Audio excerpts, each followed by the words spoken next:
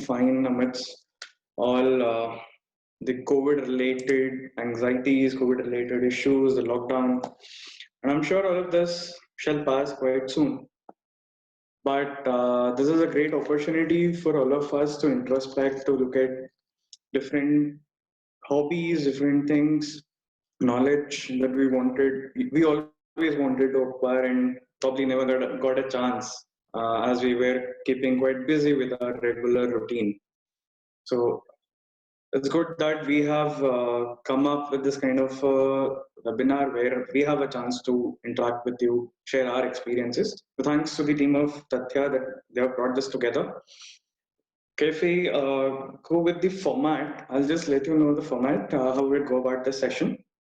Well, I'll briefly take you through the contents of. Basically, it's a guide to a tax practice. So how you do a tax practice. It's just a beginner's guide since I'm myself a beginner. So I can tell you briefly out of my own experiences how you do a tax practice. It's a niche area and how we go about it, we will see during the course of this session. And then what I would cover is on basically the direct tax and brief introduction, brief aspects of indirect tax. And then we would have the Q&A session at the end. So I would request all of you to keep the Q&A for the end. Keep your questions with you. You can post it at the end. I can see the chat, so I can always answer your question. And also bear with me for the audio because we had more than 100 participation and Zoom has a limitation of 100 participants.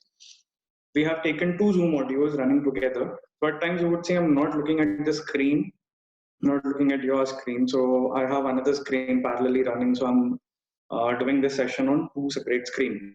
So at times the video disintegration might be quite possible. I would request Vivek and Shreyash to share their screens. So I've prepared a short PPT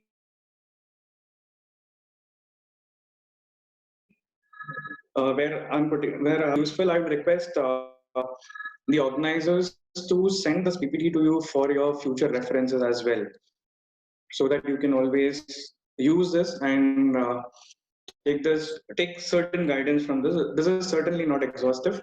I must say, tax as a subject is so vast that even if we speak for many sessions, it would be much less. So it's just a humble, simple attempt to tell you a brief idea about what tax law is and what its practice entails. So one of the name here would be Swarit. So this is my nephew's laptop. So don't worry about that. The name is separate, but you can see me. You can see my video. Right. So if we, Shreyash, can you share the screen, please?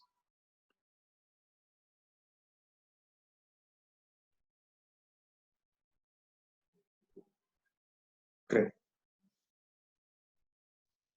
Just one second. Shreyash, can we go to the first slide? Rather to the second. Can we go to second slide, Vivek?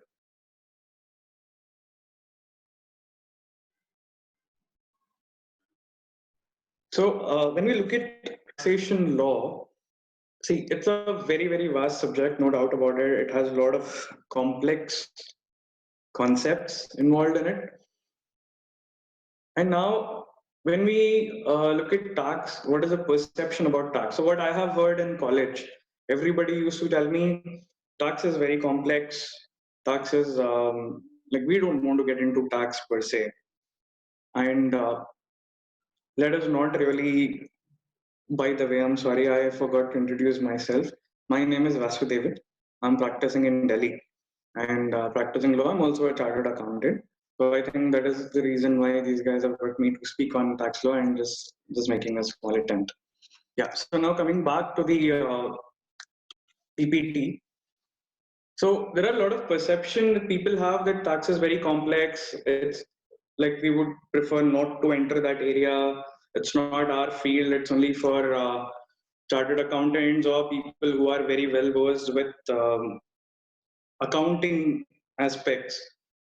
So even if you look at the slide which is in front of you, you can see that a lot of popular jurists and also well-known people what their perception about tax has been. So I don't know where the source is from. Albert Einstein saying the hardest thing in the world to understand is income tax. I'm sure for him the concept of income tax itself would have been understandable. Probably he was not able to understand the rationale and not the subject itself. So that is the reason he would have told the hardest thing in the world to understand is income tax. While many of you would have read this novel, Gone with the Wind, there Margaret Mitchell, she says, death, taxes, and childbirth, they are never, there is never any convenient time for any of them. Of course, nobody wants to pay tax. Everybody wants to just earn and keep it to themselves. They don't want to pay tax. So this certainly is not a comfortable and convenient thing. And if you look at what Chief Justice Marshall, a very well-known Chief Justice of US Supreme Court, I think he was there around 1900s to 1930, around that time. He said that power to tax is the power to destroy. Of course, the power to tax involves a lot of discretion, a lot of power on the legislature, and therefore, like he said, it has a power to destroy. It depends on the person who is wielding that power and from where they are wielding that power and to what extent they use it. That is the important key factor when we look at what tax can really do to a country. So if we basically look at what tax is, if you can go to the third slide as well. So all our general perception is that tax basically hum bas dete hain. We just give it and the government takes it. We don't know what is really happening. All we say is taxpayers' money is going into somebody else's pocket. We are not aware what is happening. There is no development. So if you look at what tax really is, so first, if you look at the Constitution's definition of taxation, it says absolutely nothing because it simply says taxation includes the impost, and then it's a very, very vague, very general definition. So it says you have to construe tax accordingly because taxation includes impost. It's a very broad, and I wouldn't say there's anything which is coming out of it. But if you look at the next definition, which was given in the Shirur Mutt's case, so this was in the context of Article 27 of Constitution, where there was some allocation of funds to religious endowments. In that context, the Supreme Court held that tax is a compulsory exaction of money by the public authority, and which is for the public use, public purposes. So what is important here to note is that it's a compulsory exaction. Exaction means that you have to always look at exaction is basically the collection of money by imposing on you that you must pay. So it's a compulsory levy. So it's compelled under the law. So you have to follow. There's no other option. So where there's a compulsory exaction of money, it is done by public authority. Of course, it is done by public authority. I'll tell you how. I'll get into that constitution provision as well. And you have to. This is done by by way of law. So enforceable. Of course, the law are there to enforce the tax levy. And these laws, we would see what these laws are currently in India. And it's always the case that tax is for general purpose. So whenever you pay tax, you cannot tell government that, see, I have paid tax. Now you have to do something to me. You have to get the infrastructure. You cannot say that, see, I have paid, say, for example, Mukesh Ambani, suppose, pays today hundreds and crores of money in tax. He cannot go and say that I want these kind of roads in Mumbai. I want these kind of infrastructure in Mumbai or in some other place in India. So he cannot say any of those. Of course, there are a lot of benefits, a lot of tax incentives that is given, but that's a very special, different treatment. I'll come to that. But you cannot ask for any specific benefit out of the taxes that you're paid. That's the very basic, very important feature of tax, because it's just like it's gone out of your hand, you cannot do anything about it. Forget it. So that is how the case is, and it is for the general revenue. So the budget, you will see that the government has a budget of so and so, the GDP is so and so. A lot of it goes in the way of taxes. So taxes are the primary source of revenue, and there's no quid pro quo. So you cannot ask the government, you give me anything back. Whereas if you distinguish tax from fees, so fees is something that you give, that you pay for conferring special benefit. But that's not the case with tax. So this is the distinction, and this distinction has been given in various case laws.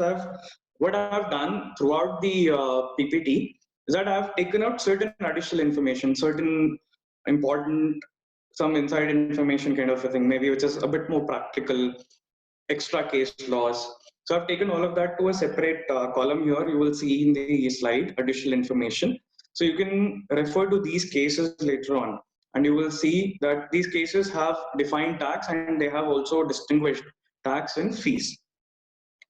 Okay, so where they say that the tax does not give any special benefit, what I feel is that after the tax is paid, there is no special benefit, but there are special benefits already conferred on many, say, business or other such kind of institutions. And what is done is they don't even have to pay tax. So these kind of special benefits do arise under the Income Tax Act. So we will talk about those as well. Can we move to the next slide, please? Right. So in India, we have two types of tax. One is direct tax and one is indirect tax. We would have heard this a lot of times, that there are two types of tax, direct tax, indirect tax. A lot of it we popularly hear, and we hear day in and day out. This affects all of us. Believe me, all of us. Tomorrow you will join the profession, you will start earning in lakhs and crores of money, and then you would be subject to income tax, and then you would be starting to look at various provisions which are beneficial to you so that you can avail the maximum benefit under the taxes. But what you can't do anything about is the indirect tax you have to collect. So I'll tell the basic feature of direct tax and indirect tax. So what happens is that direct tax is something on which involves a direct incidence of tax on a person or a property. Suppose I have to pay income tax, I have to pay it out of my own pocket. I cannot collect my income tax from somebody else. So the moment I start collecting from somebody else, that amount also will be considered for computation of income tax. So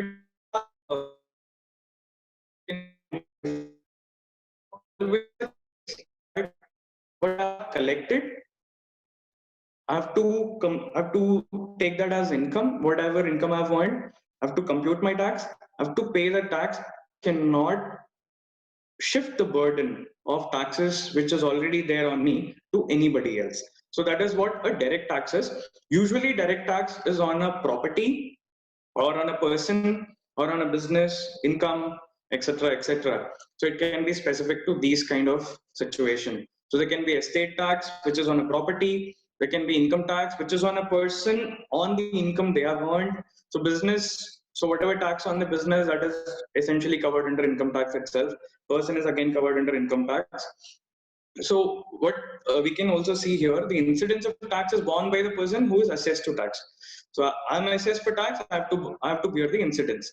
Similarly, if you look at the regulatory body in India, the Central Board of Direct Taxes regulates all the direct tax related provision, direct tax related law in India. Similarly, if you look at indirect tax, so what we have seen, direct tax is something on which the incidence is borne by me. But indirect tax is somewhat different, is a cross opposite where the incidence is borne by somebody else. So I'm not the one who is bearing any of the incidence. So now I have to see how indirect tax work is that for imagine, let's take an example. This would help you understand indirect tax better. Imagine I'm a manufacturer of, say, mobile phones. I buy a lot of raw material. On all the raw material that I buy, I have to pay taxes on it, right? I have to pay excise. I have to, now excise doesn't exist. I have to pay GST on all the amount that I've all the goods that I've purchased. So the tax that I pay on my purchase is GST. Now what I do, I'll use that goods to manufacture. When I have manufactured, now the value, suppose initially I bought goods for 100 rupees. Now I have manufactured using those goods which were for 100 rupees. Now I go ahead and I make a mobile phone. I sell the mobile phone for 200 rupees. Now I have to again charge tax. So what I'll do, 100 rupees is first collected, and 100 rupees, the goods were for 100 rupees. Whatever I have made the value addition, now the goods has become for 200 rupees. I'll then charge tax on 200 rupees on the whole amount. Suppose I paid 10% tax, I paid 10 rupees on 100, the purchase value. Now, at the same rate of 10%, I charge GST on my sale. So the purchaser of the mobile phone has to pay 10% on 200. So that would be 20 rupees. Now you would observe this 200 includes the 100 rupees goods that I've already used in the manufacture.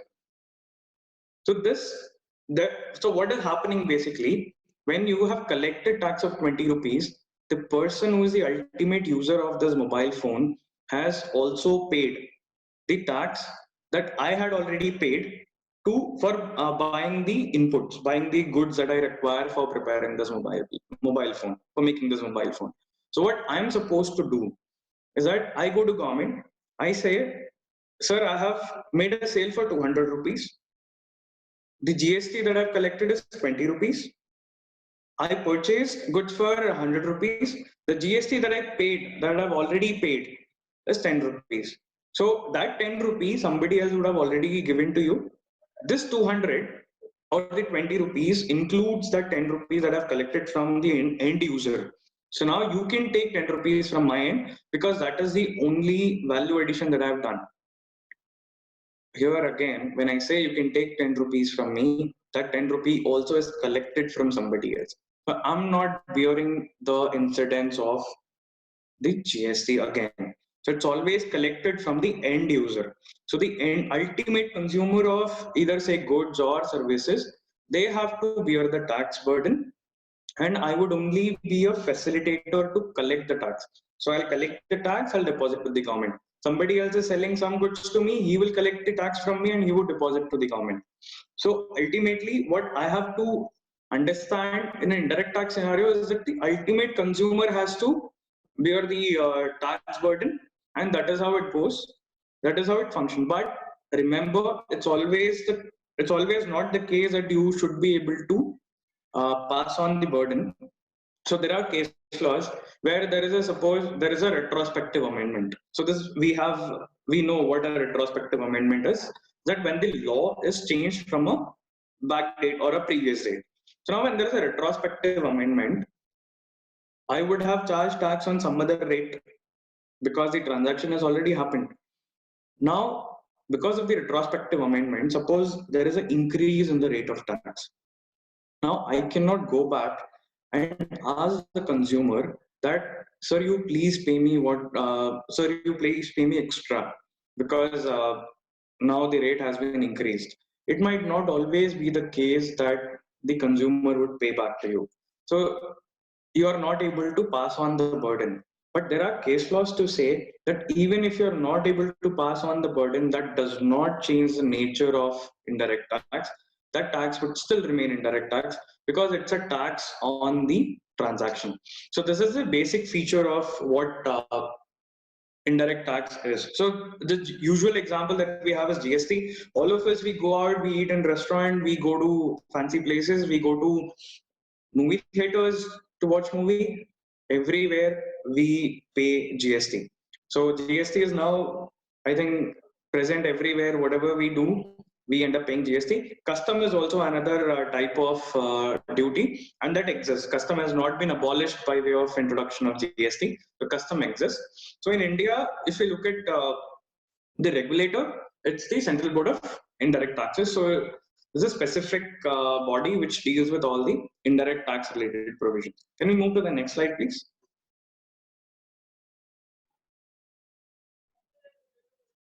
Okay, so all of us being lawyers, the first question is, sir, you tell me where is a constitutional provision which gives me all the powers to tax people.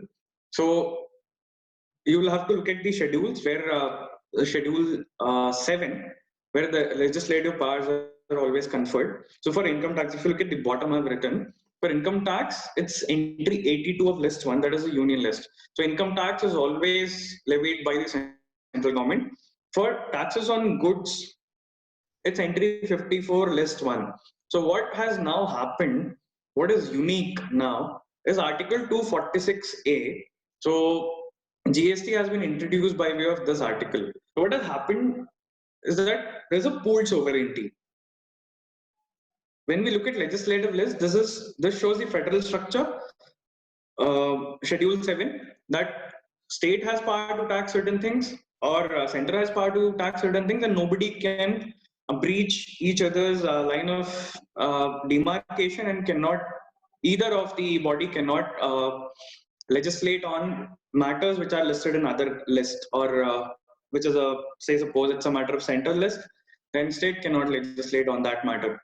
So it's a very clear demarcation. But for GST, there is an exception. So that's why they brought that by way of separate article in Constitution itself.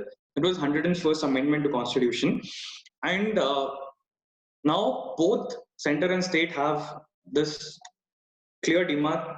They both have the power to levy GST at the rate that they want to proceed with. But what they have done, this would create a lot of confusion. So they have constituted a GST council. So GST council has representation from states and also the union. So they come together, they decide rates. And this division of basically the power, it's a common decision on the rates, and then they continue with that rate and they proceed by charging. So you will usually not find that center is charging something else and state is charging some other rate. I don't think that has happened since GST was rolled out in 2007. So usually they come together and they decide the rate and they finalize on what would be the amount, what would be the rate that we would be charging, either on say supply, either on say services. So I have also I've also written down a few articles that were amended, either amended or introduced or omitted by way of by way of GST. When GST came, these articles were amended, omitted, or introduced. That's told separately in the side column. So if we can move on to the next. Sorry, just 1 minute. Just 1 minute. There's another article, Article 265. So that limits the power of government to levy any tax. So the article very specifically said, unless you make a law and unless you have a statute in place, you cannot. Unless you make a statute in place, you cannot go ahead. You cannot tax anybody. So this is a essential feature of that you must always remember. This would come in very, very handy. If you want to read about Article 265 and some more literature on it, you can read this case law that I've referred there of Atlal Industries. So it says there should not be any unjust enrichment. State cannot enrich itself at the cost of its subjects. So that's the principle under Article 265.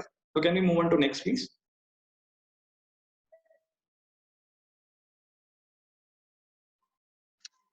So yeah, so what generally a tax legislation constitutes? So basically you have to charge certain tax, so you have to have a charging provision.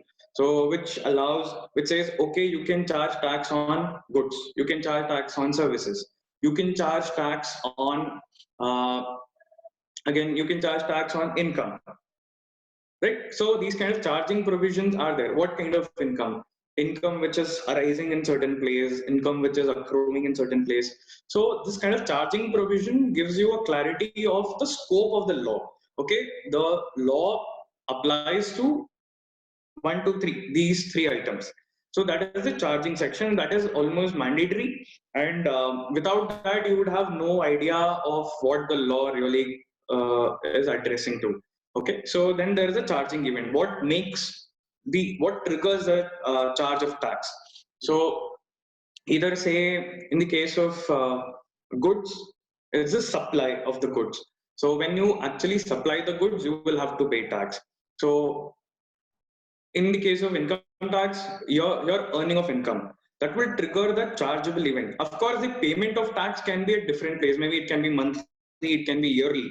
That's a different question. But earning of income will trigger charging of income tax. So this is the what triggers the tax, and then there is a levy. There is a provision for computation of tax. So how would you compute? What would be the tax? That has to be clearly stated. And then how would you collect the tax? So that is one aspect. So because computation is a separate thing, payment and collection of taxes is a separate thing altogether. Yeah. So if we also look at deduction exemption. So let me give you an example. In income tax law, what happens is that you have a law which essentially initially was about say 297, 298 sections. That's it.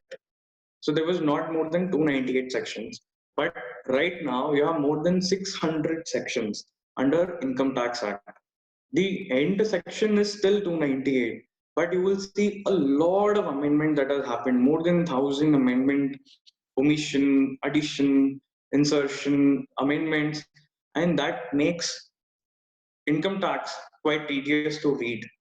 So what has now happened is that if you look back at income tax, why it has become so bulky, what has really happened? So you cannot have a blanket law to, especially in a country like India, you cannot have a blanket law to tax certain event, tax certain income. So like for example, usual example that comes up is Singapore's GST. It's uniform 7%. You buy anything, like from pin to aeroplane at 7%. That's not the case in India, and I think that is also not possible considering the diverse uh, diverse economy we are, diverse culture that we have, diverse income distribution. So there are people who are very rich, there are people who are not very rich. We are still not very stable in terms of infrastructure. There are a lot of consideration. So what the government has to do every time, it of course lays down a general principle. Okay, fine, this is a general principle. Generally, this is a law, this is the tax rate. But what happens is that it has to provide for specific scenarios. So when it has to provide for a specific scenario, that comes by way of either say deduction or say exemption. So it says, okay, now if you are an infrastructure company, if you are making roads, if you are building hospitals, so these are certain infrastructure that government always wants to develop. So if it can not do it by itself, government cannot do hundreds of constructions at one time. So what government does is that it simply allows other private parties to do. What it does from its own end is that it gives some exemption, it gives some deduction. So this is the underlying thought behind all the deduction exemption that you will see under the Income Tax Act. So this makes the whole act very bulky, very tedious to read. But what you would always observe is that this is necessary. So this is what is actually helping you to earn, no doubt, because complexity makes things good for lawyers only. I won't really subscribe to this idea to keep things very complex. Of course, law is for the people and it has to be comprehensible by the people. That is essential. But this is the reason why you have a lot of deductions, exemption. So all of those are also given in different laws, taxation laws. Then you have something called filing of return. So whatever, suppose now you have earned income you all throughout the year. Now, how would the department know? How would the income tax department know? Or you have made a sale, or you have made service, you have provided services throughout the year. How would the department know? So what they do is they make all the SSC to file a return. So in the return, you will give all the particulars. Okay, I've earned income from so and so sources. These are my income, and please take information of this. So you file returns. Okay, so this is filing of return is present in GST, in income tax. It will be there in all taxation law, because that is the only mode of telling what you have done throughout the year or throughout the period. So suppose the filing is say quarterly, so what you have done throughout the quarter, so in those 3 months, you have to tell it to the government. Then whatever you have told, somebody has to naturally assess it. Otherwise, people would go on telling whatever they think is appropriate. So there has to be a scenario, there has to be some flexibility where the government is able to assess and verify what you have done, the correctness of what you have already stated. So for that, there is a mechanism. So that is called as assessment of tax. So this very concept of assessing what the correctness of what you have already declared is called as assessment of tax. So now once you make an assessment, suppose the department finds that what you already declared is wrong and you are supposed to pay more taxes, then there is a demand which is raised. So they will raise a demand. And suppose they find, okay, you have paid excess tax, they will issue refunds. They will say, okay, take this money. Now look back at Article 265, it says without any authorization, you cannot collect tax. So whatever is the refund, the government is supposed to pay. So they will issue refunds. And now when they raise a demand, you have certain you are aggrieved by the demand. You say, no, this demand is not sustainable. This demand should not be raised. So you have appellate remedies, which is given under the Act itself. So you have those appellate remedies are also part of the taxation law. So these are basically the constituent element, and you would see all of these are logically connected one after the other. So if you look at this logic, and if you read in this context, you